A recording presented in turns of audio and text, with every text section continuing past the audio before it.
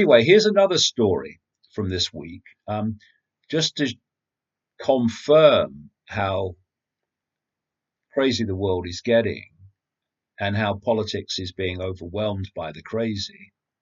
A Labour veteran, Trevor Phillips, claims he was suspended from the party. This is for people around the world. The Labour Party is the opposition party in Britain, well, almost the opposition party. It got absolutely trounced at the last election in December, not least because of things like this, as well as its ludicrous position on Brexit.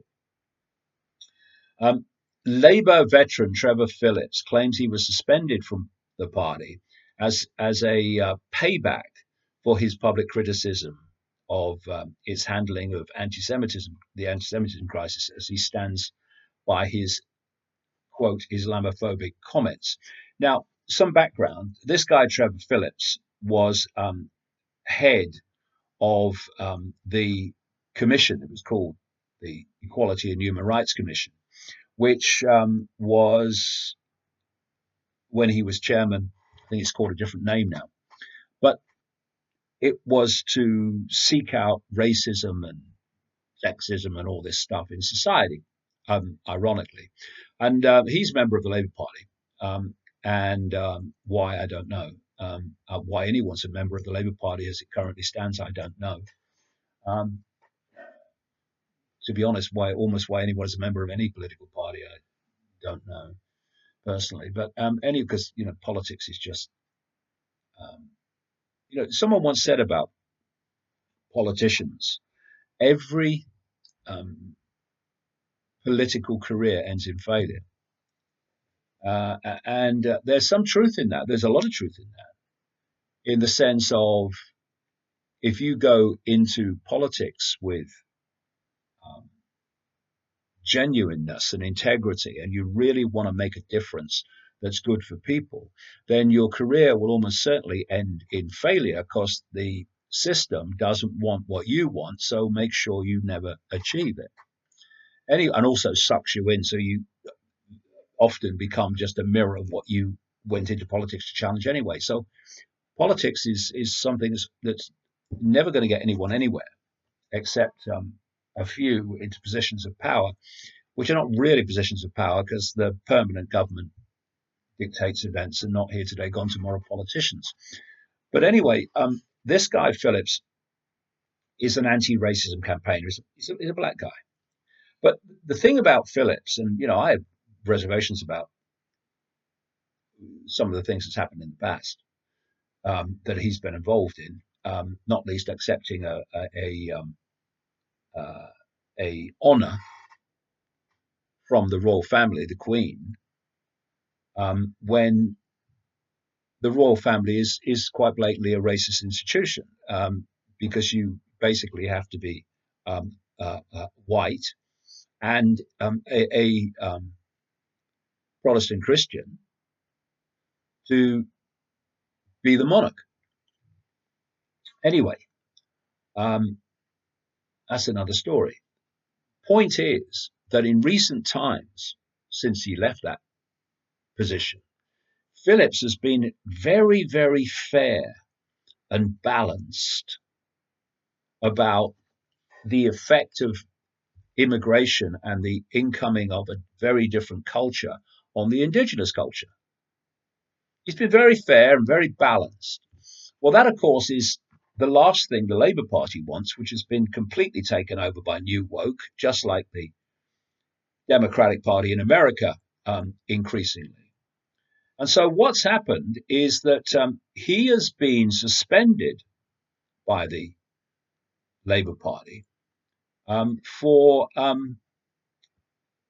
racist comments that absolutely were not racist. And it just shows where this new woke mentality is going. It's tyranny.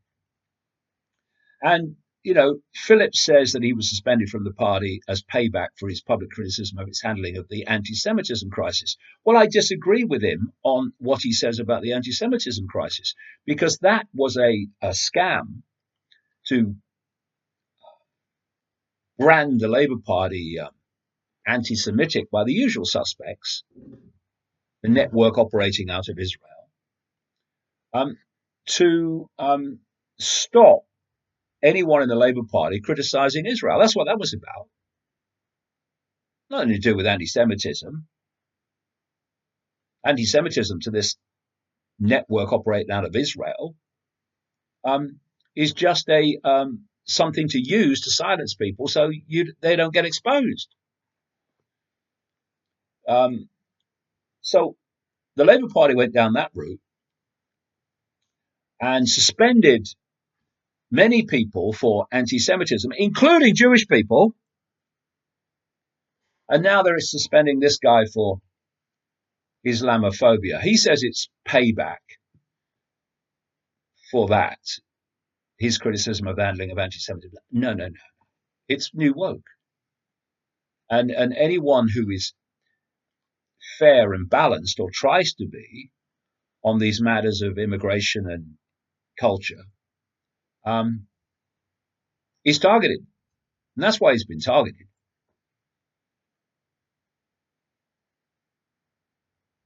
And another thing here, I've got the door going. I'll give it a miss. It'll be the postman, or postwoman. I don't know. This is a lady called Ash Sakar, who is apparently a journalist and a self-proclaimed communist and a activist on matters of immigration and race. And she has been all over social media in the last week when a video came to light in which she was discussing, I think it was 2016 that this video happened, where she's saying that the white population of London had dropped by 600,000 and the non-white population of London had increased by 1.2 million. Well, that's fair enough. I mean, if that's how it is, that's how it is. But the punchline was the one that caused the uproar when she pointed these figures out and then said, "So yes, lads, we're winning."